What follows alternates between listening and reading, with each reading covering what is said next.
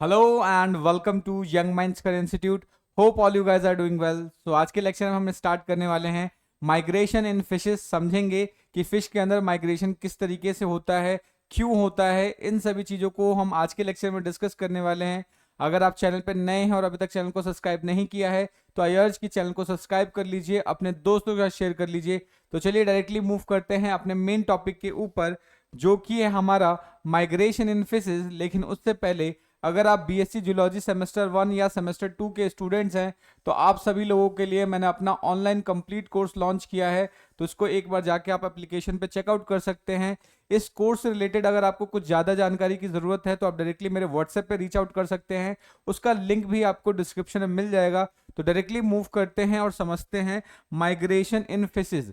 तो जैसे मैंने आपको पहले वाले लेक्चर्स के अंदर, जैसे मैंने बर्ड्स के अंदर माइग्रेशन बताया था कि बर्ड्स के अंदर माइग्रेशन होता है, वैसे ही फिशेस के अंदर भी माइग्रेशन देखने को मिलता है। तो जनरली जो फिशेस के अंदर जो माइग्रेशन होता है वो यूजुअली ब्रीडिंग के लिए देखने को मिलता है। उसके अलावा कुछ कुछ फिशेस ऐसे हैं जिनके अंदर माइग्रेशन देखने को तो मिलता है बट वो ब्रीडिंग पर्पसेस के लिए नहीं होता, विदाउट ब्रीडिंग पर्पस के लिए होता है। ठीक है, तो आज के लेक्चर में हम समझेंगे कि फिशेस के अंदर किस तरीके के माइग्रेशंस प्रेजेंट होते हैं। तो इसको बेसिकली मैंने क्या किया है, एक फ्लो चार्ट की फॉर्म में आपके लिए तैयार कर दिया है, जिससे कि इसको याद करना आपको बहुत ज़्यादा आसान हो जाएगा। क्योंकि बहुत सारे बुक्स के अंदर ये क्या है, बहुत ज़्यादा फ्रेगमेंटेड फॉर्म में है, कुछ इधर लिखा है कुछ इधर लिखा हुआ है, तो हमें समझ पाना थोड़ा मुश्किल हो जाता है। तो इसको मैंने फ्लो चार्ट की फॉर्म में यहाँ पे बना दिया है, और अगर हम इस फ्लो चार्ट को एक बार याद कर लेंगे तो हमें पूरा का पूरा माइग्रेशन ऑफ फिशेज अच्छे से याद हो जाएगा। ठीक है, तो चलिए फिर समझते हैं माइग्रेशन इन फिशेज। तो ध्यान रखना है, फिशेज के अंदर माइग्रेशन दो तरीके के हो सकते हैं। ठीक है, एक तो है ब्रीडिंग पर्पस के लिए और दूसरा है नॉन ब्रीडिंग पर्पस के लिए। ठीक है, तो इसी चीज को मैंने यहाँ पे मेंशन कर रखा है कि जो फिश के अंदर जो माइग्रेशन है वो दो टाइप से देखा जाता है। एक तो है ब्रीडिंग पर्पस के लिए और दूसरा क्या है, नॉन ब्रीडिंग पर्पस के लिए। ठीक है, अगर नॉन ब्रीडिंग पर्पस के लिए माइग्रेशन होता है, यानी यहां पर क्या है कि माइग्रेशन ब्रीडिंग के लिए नहीं हो रहा, नॉन ब्रीडिंग पर्पसेस के लिए हो रहा है, तो उस कंडीशन को हम बोलते हैं एम्फीड्रोमस। ठीक है, उसको हम क्या बोलेंगे, एम्फीड्रोमस माइग्रेशन बोलते हैं। याद रखना है ये नाम आपको, एम्फीड्रोमस बोलेंगे। ठीक है, और इसके अंदर आपको कहां देखने को मिलता है, एम्फी वर्ड का मतलब होता है बोथ। यानी यहां पर क्या होगा कि जो फिशेज हैं वो फ्रेश वाटर से सी वाटर में भी जा सकते हैं और सी वाटर से फ्रेश वाटर में भी आ सकते हैं। ठीक है, सो यहां पर एम्फी वर्ड का मतलब ही होता है बोथ। ठीक है, तो एम्फीड्रोमस के अंदर क्या होगा कि आपको देखने को मिलेगा कि यहां पे जो माइग्रेशन है वो नॉन ब्रीडिंग पर्पसेस के लिए हो रहा है, और दोनों साइड से मतलब कि माइग्रेशन हो सकता है, fresh water to sea water में भी हो सकता है और sea water to fresh water में भी हो सकता है। और ये कहां देखने को मिल जाता है, गोबीज के अंदर ये, या गोबीज फिशेज के अंदर ये आपको आसानी से देखने को मिल जाता है, इजिली विजिबल होता है। ठीक है, सो ये बात आपको अच्छे से याद रखना है। दूसरा, अगर हम बात करें ब्रीडिंग पर्पसेस के लिए, तो ब्रीडिंग पर्पस के लिए जो होने वाला माइग्रेशन है उसको हम दो पार्ट में डिवाइड कर सकते हैं, या दो कैटेगरी में डिवाइड कर सकते हैं। ठीक है, एक होता है आपका मोनोड्रोमस। ठीक है, एक है मोनोड्रोमस और दूसरा क्या है, डाइड्रोमस। ठीक है, मोनोड्रोमस का मतलब क्या है कि यहां पर किसी एक टाइप के पानी में ही माइग्रेशन होगा, जैसे fresh water to fresh water या फिर sea water to sea water. ठीक है, यानी यहां पर पानी चेंज नहीं होगा, एक ही टाइप के वाटर के अंदर अगर माइग्रेशन होता है तो इसको हम क्या बोलेंगे, मोनोड्रोमस माइग्रेशन बोलेंगे। ठीक है, तो यहां पर क्या होगा, पानी का जो नेचर है, जो वाटर का नेचर है वो सेम होने वाला है, चाहे वो fresh water to fresh water हो या फिर sea water to sea water हो। अगर सपोज करो fresh water to fresh water migration होता है तो उसको हम बोलते हैं पोटामोड्रोमस, या इसको लिम्नोड्रोमस भी बोलते हैं। ठीक है, पोटामोड्रोमस या लिम्नोड्रोमस का मतलब क्या है कि यहां पर जो माइग्रेशन होगा वो फ्रेश वाटर से फ्रेश वाटर के बीच में ही होता है।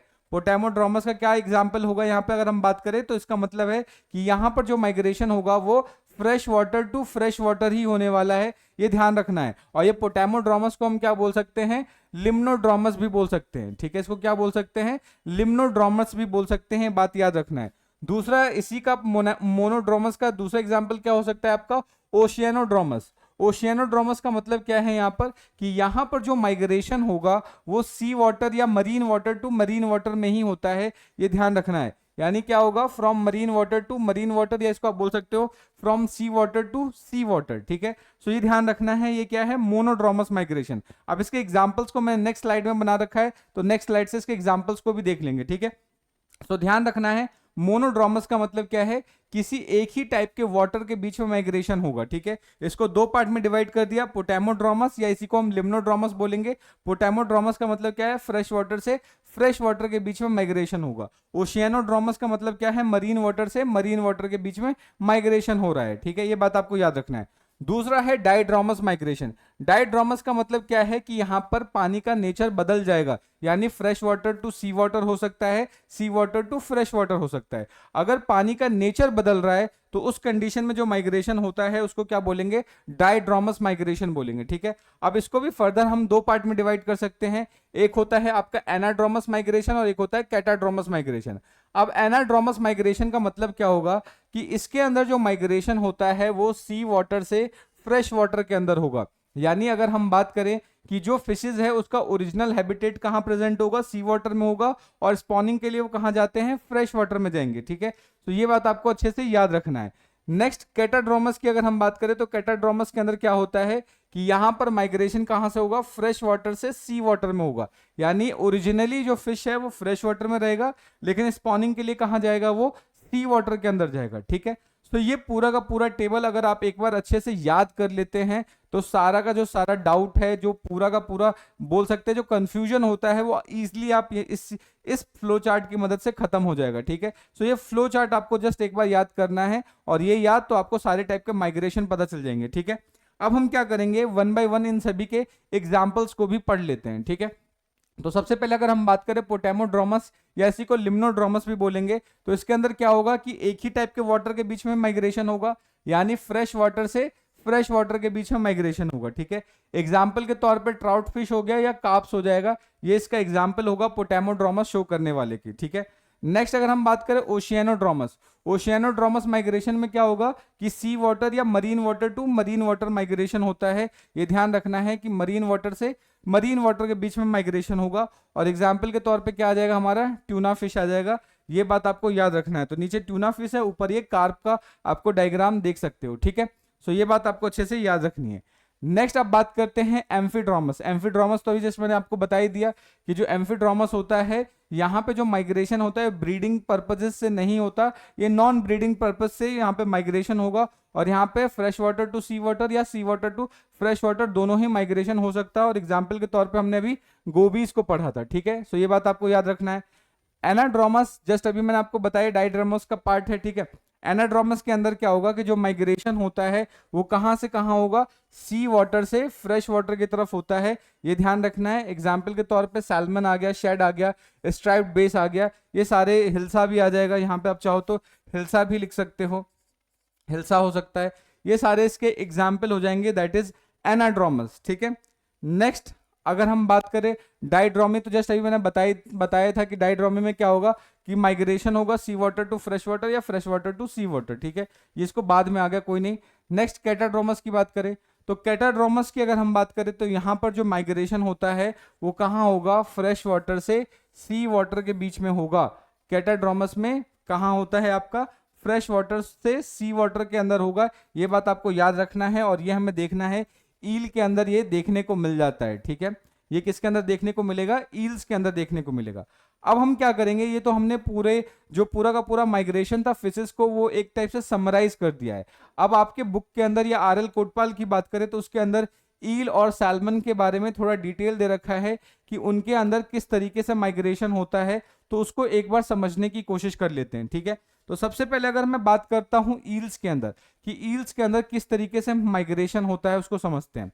तो ईल्स बेसिकली अगर आप देखोगे कि ईल्स के अंदर जो माइग्रेशन होता है वो कैटाड्रोमस टाइप का माइग्रेशन होता है, ठीक है। अब ये कैटाड्रोमस का क्या मतलब होता है, जस्ट मैंने भी आपको बताया कि कैटाड्रोमस का मतलब है कि यहाँ पर जो माइग्रेशन होगा फ्रेश वाटर से सी वाटर के बीच में होगा, और सी वाटर यहाँ पे कौन सा आएगा, सारगासो सी, सारगासो सी के अंदर माइग्रेशन होता है। अब ये माइग्रेशन किस तरीके से होगा उसको एक बार समझ लेते हैं, फिर पीपीटी की मदद से समझ लेंगे इसको, ठीक है।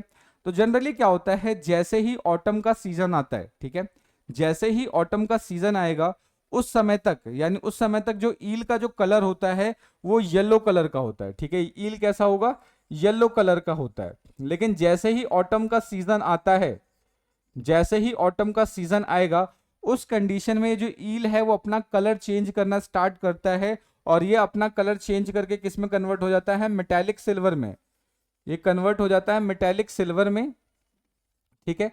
और जब ये इस समय कन्वर्ट हो रहा होता है अपने इसकी बॉडी के अंदर, जब बदलाव आ रहा होता है, तो इस कंडीशन में इनका जो डाइजेस्टिव ट्रैक है वो काफी क्या होता है, कॉन्ट्रैक्ट हो जाता है, ठीक है। जिसकी वजह से ये इनकी जो फीडिंग हैबिट है वो खत्म हो जाती है, आईज बड़े हो जाते हैं, स्नाउट बड़े हो जाते हैं, ठीक है।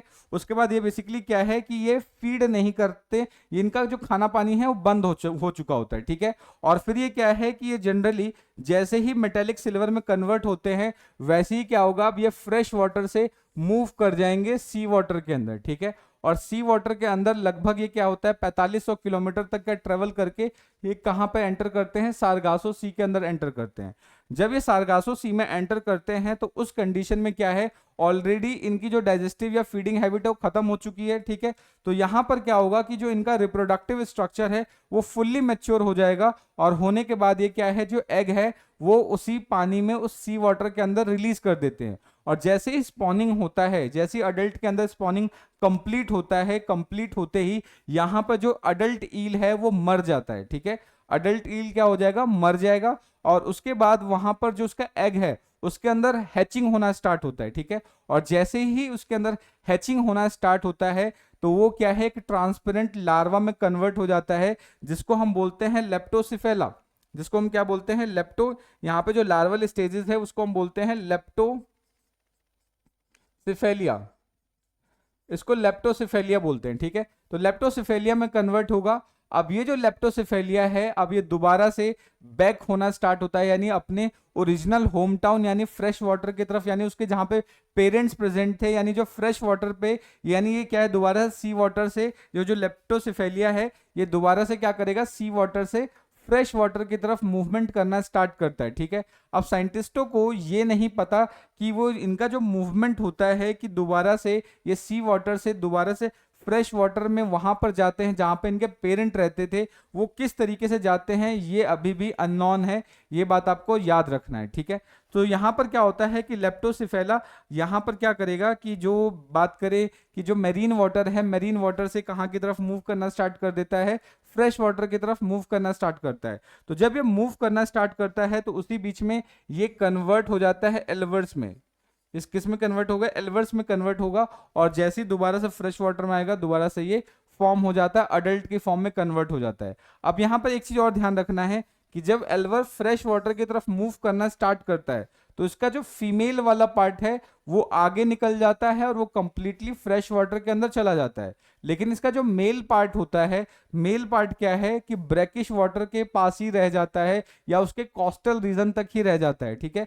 तो इस तरीके से इनके अंदर कंप्लीट पूरा का पूरा मूवमेंट होता है, यानी स्पॉनिंग होता है। ध्यान रखना है कि जैसे ही स्पॉनिंग होता है, स्पॉनिंग होते ही अडल्ट की डेथ हो जाती है, अडल्ट यहाँ पर मर जाता है, ठीक है। तो इन्हीं चीजों को एक बार हम समझ लेते हैं।